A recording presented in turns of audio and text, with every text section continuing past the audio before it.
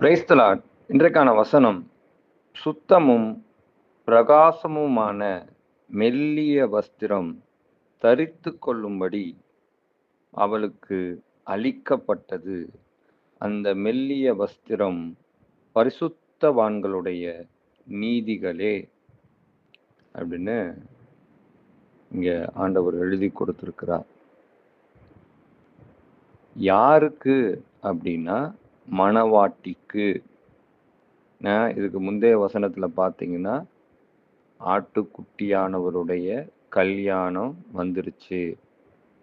அப்போ மணவாட்டி எப்படி ஆயத்தப்பட்டிருக்கிறா அப்படின்னு பார்க்கும்போதுதான் இங்க ஆண்டவர் சொல்றாரு, மணவாட்டி இப்படி ஆயத்தப்பட்டு கொண்டிருக்கிறாள் அப்படின்னு. மணவாட்டி அப்படின்னா சபை, நாம தான் மணவாட்டி, இயேசு கிறிஸ்து மணவாளன். சுத்தமா இருக்கணுமா முதல்ல. அந்த மெல்லிய வஸ்திரம் முதலாவது சுத்தமா இருக்கணும், பரிசுத்தமா இருக்கணும், தூய்மையா இருக்கணும். அதுல எந்த ஒரு கரைகளும் இருக்கக்கூடாது. அடுத்தபடியா பிரகாசமுமான, அங்க இருளே இருக்கக்கூடாது, அங்க மறைவே இருக்கக்கூடாது. இருள் இருக்கிற இடத்துல மறைவு இருக்கும், மறைவு இருக்கிற இடத்துல பாவம் இருக்கும். அப்படி எதுவுமே இருக்கக்கூடாது. அங்க வெளிச்சம் பிரகாசிக்கணும், அங்கே ஒளி அங்க இருக்கணும், பிரகாசமான ஒளி அங்க இருக்கணும். அப்படின்னா இயேசுவின் வழியில நடக்கும்போது நாம ஒளியை பெறுகிறோம். அப்ப அதிகமாய் நாம் இயேசுவிலே பலப்படும் போது நம்மிலிருந்து, மணவாட்டியாகிய சபையிலிருந்து பிரகாசமான ஒளி வெளிப்படுகிறது. அடுத்தபடியாக இதெல்லாம் அந்த தகுதிகள், அந்த மணவாட்டியோட தகுதிகள். இதற்கும் மேலாக ஒண்ணு இருக்கு. அதுதான் என்ன அப்படின்னா, இதெல்லாம் மொத்தமும் சேர்ந்தது பரிசுத்தவான்களுடைய நீதிகளே அப்படின்னு.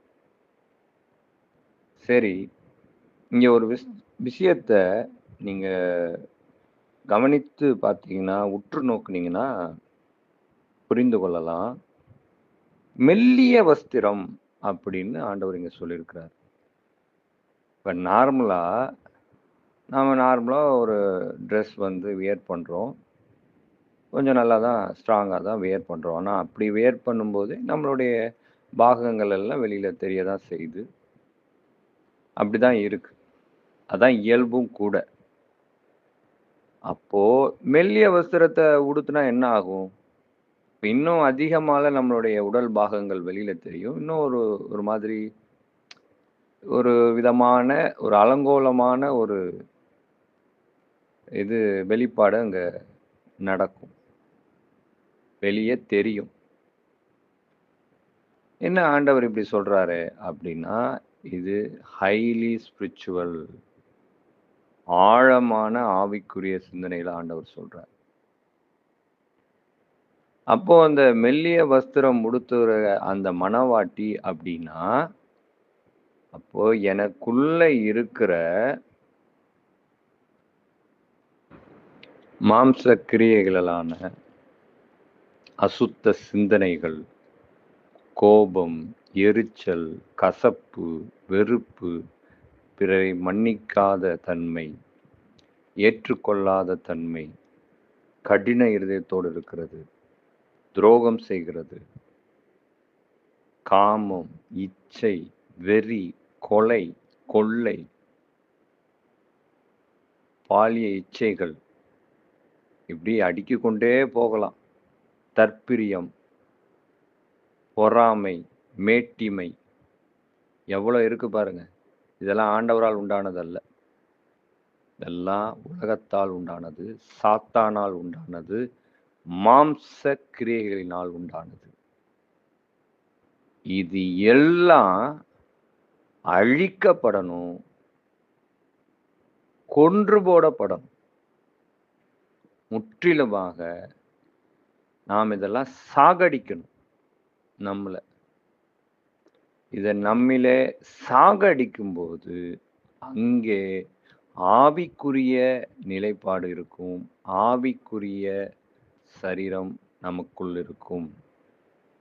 ஆவிக்குரிய ஒரு வாழ்க்கை நமக்குள்ள இருக்கும். அது எப்படி இருக்கும்? பரிசுத்தம் இருக்கும், நீதி இருக்கும், ஒளியில் நடக்கிற அனுபவம் இருக்கும், அபிஷேகம் இருக்கும், வரம் இருக்கும், ஞானம் இருக்கும், மன்னிப்பு இருக்கும், அன்பு இருக்கும். அதிகமாக ஆண்டவருடைய வேதத்துல பலப்படுகிற அனுபவம் இருக்கும். இப்படி ஆவிக்குரிய வாழ்க்கையில வளர்ந்து வளர்ந்து வளர்ந்து முன்னேறி போகும்போது, இந்த மணவாட்டியாகிய சபை தனக்குள்ளே இருக்கிற அனைத்து மாம்ச கிரியைகளையும் சாகடிக்கிறதினால் அவள் மெல்லிய வஸ்திரம் உடுத்தினாலே போதும். அப்ப என்ன? இந்த மாம்ச கிரியைகள்லாம் நம்ம விட்டு சாகடிச்சிட்டோம் அப்படின்னா, நமக்குள்ள இந்த மாம்சமே இருக்காது. எல்லாமே ஆவிக்குரிய நிலையில இருக்கும். அப்ப ஆவிக்குரிய நிலையில இருக்கும்போது, நீங்க மெல்லிய வஸ்திரத்தை உடுத்தினாலே போதும். அதான் மெல்லிய வஸ்திரம்னா என்னன்னு நம்ம புரிந்து கொள்ளணும். பரிசுத்தவான்களுடைய நீதிகள். அத உடுத்தினாலே போதும். மாம்ச கிரியைகள் இருந்தா தானே அது வெளியில தெரிய போகுது. வெளியரங்கமா தெரிய போகுது. ஒரு அசிங்கமா தெரிய போகுது. ஒரு கேவலமா தெரிய போகுது. ஆனா இப்போ அது தேவைப்படாது. அதத்தான் இங்க ஆண்டவர் சொல்றாரு. மணவாட்டி இப்படிப்பட்ட தகுதி உடையவளாய் ஆட்டுக்குட்டியானவருடைய கல்யாணத்துக்கு எதிர்நோக்க வேண்டும். இப்போது சபையாகிய நாம் இப்படிப்பட்ட தகுதிகளை நமக்குள்ளே வளர்த்து கொண்டு ஆட்டுக்குட்டியானவருடைய அந்த இரகசிய வருகை கல்யாணத்திற்கு சபை ஆயத்தப்பட வேண்டும் என்பதே இந்த வசனத்தின் கருத்து. இததான் ஆண்டவர் சொல்கிறார். இதன்படி நாமும் நடப்போம். அந்த கல்யாணத்தை பெற்று நாம் தேவ சமூகத்திலே போய் அவருடனே கூட சேர்ந்து வாழ்வோம். காதுள்ளவர்கள் கேட்க கடவர்கள். ஆமென்.